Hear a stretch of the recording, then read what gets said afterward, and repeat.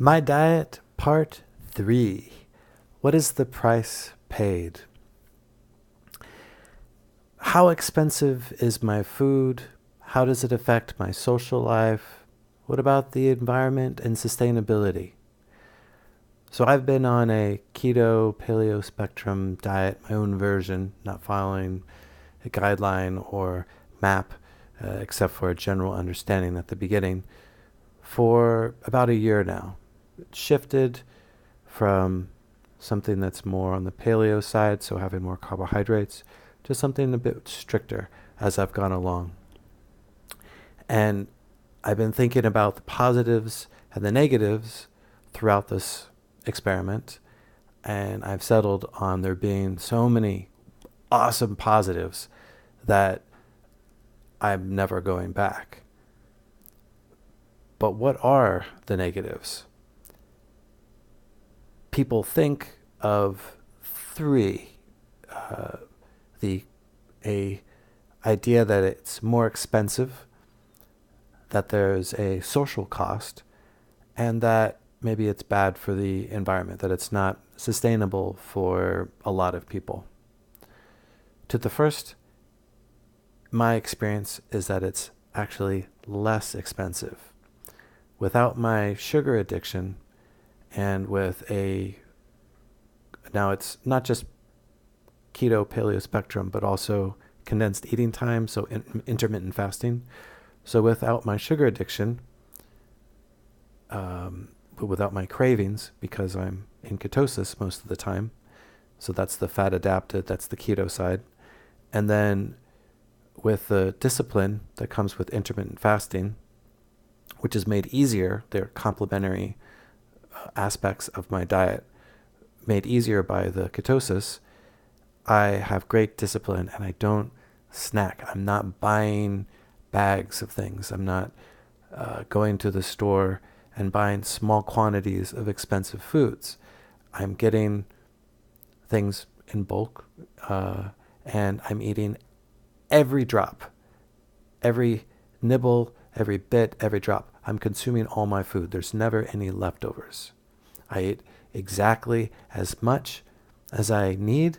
If there's happens to be any leftovers, I will eat them a little bit later in my window of eating time. I have a much better accuracy in what and how hungry I am. Just preparing the exact amount of food. I'm very good at that. Much more so than I was before, because there's a trust between my appetite and I can trust my appetite. Whereas before, because without the cravings, I can trust my appetite, without the sugar cravings. So there's no leftovers, and I'm not snacking, and I look for deals. I get good quality meats and fatty plants and dairy, and I'll make my own yogurt. My wife and I will make our kombucha, and it's a successful process to keep the price low, and lower, I think, than when I was sugar adapted. So in reality, despite it's counterintuitive, in reality, eating all this meat is actually cheaper because it's exactly what I need. I don't waste and I don't eat out. But that leads into the social cost, which is real. This is a definite negative. I don't feel any need to eat out. When I do eat out at a restaurant, they never have a satisfying meal. Maybe like a steak or something, sure, but I don't eat any of the sides. They always have all this other stuff. I don't need to drink. So like a sip of wine is fine, but I don't desire all these things that I see other people desiring. So even though I don't have these cravings, I see the cravings in other people, and I do miss that. And people look at me, and it's an odd thing. They don't understand this thing, this foreign thing. They don't understand how I can eat this fat, how I can drink bacon grease and all these other crazy things to them, to their eyes. It's insane. So that's a definite cost, but worth it. And I'm a social guy, so having a conversation about it with people is a conversation piece. It's fun, but there is a cost at home and with friends. And I do go out less because of it.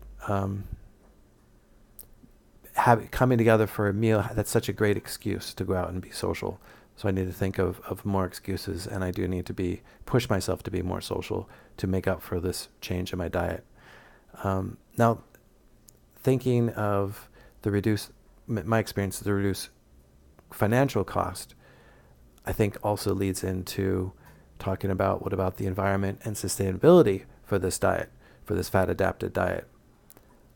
I believe, in my overall understanding, that it is more sustainable and environmentally friendly, or it can be, especially compared to the diet that I used to have.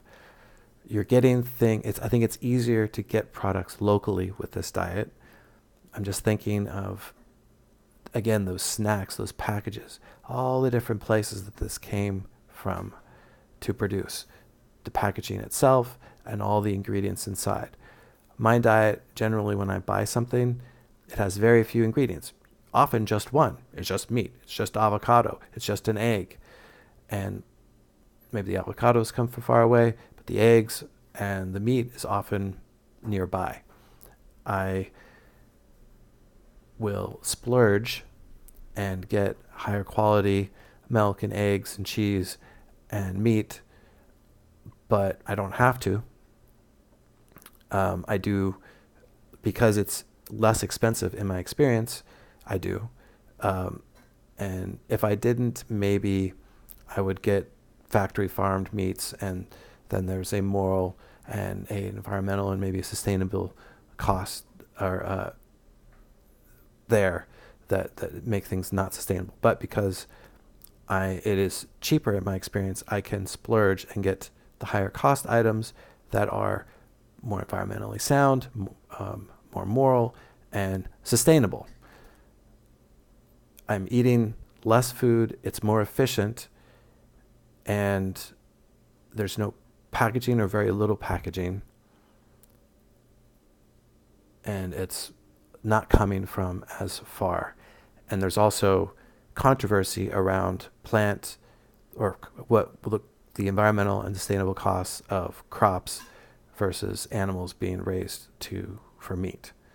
It's not as straightforward as many presume.